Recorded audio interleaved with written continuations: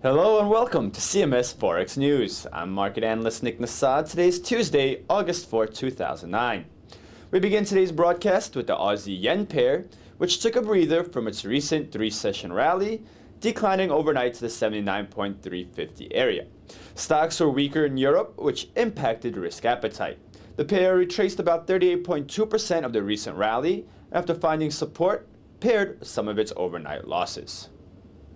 In news from Australia, the country's central bank held rates steady at 3% following the conclusion of its interest rate meeting.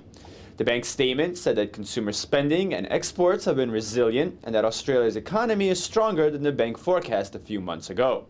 Low borrowing costs and government spending measures have softened the blow of the economy from the global recession. The bank dropped the language made in previous statements that policymakers have scope to reduce borrowing costs, instead saying the present accommodative setting of monetary policy is appropriate.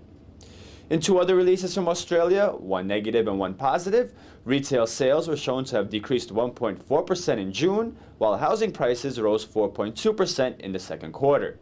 Reserve Bank Governor Glenn Stevens has warned that the very low current interest rates can risk a house price bubble, and today's data supports the claim that housing prices rose more than expected. On the other hand, consumer reined in spending during June.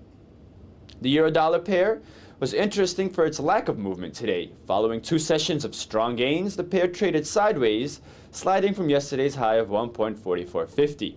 Again, this could be a pause to the rally as traders take time to assess the recent gains and as stocks slid overnight. The dollar-yen pair slid overnight to its low from Friday near 94.40, with most of the decline coming during the European session as stocks there dipped. However, the New York morning saw the greenback rally, pairing all of its earlier losses and retesting its high near 95.40. The catalyst here was a better-than-expected report on pending home sales from the U.S., which helped U.S. stocks recover from their open, rallying in late morning and early afternoon trading.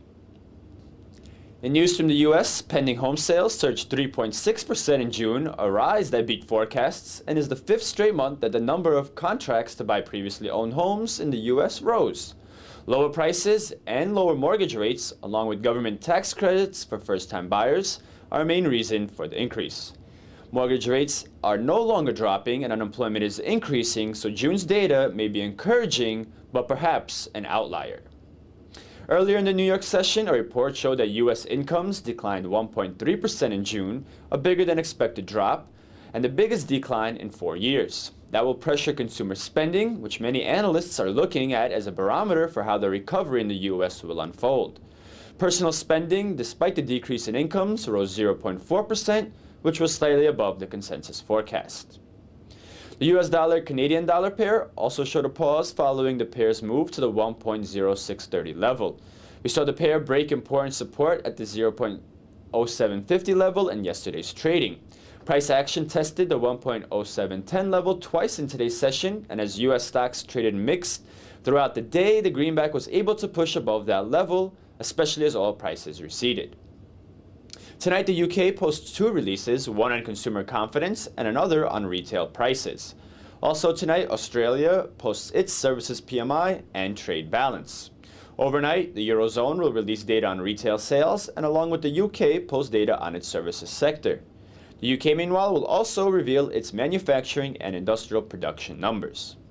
Tomorrow, the US will post its ADP employment change, the ISM non-manufacturing index, and a report on factory orders. And that wraps up today's coverage of the Forex market. Thank you for joining us here at CMSFX.com, and happy trading.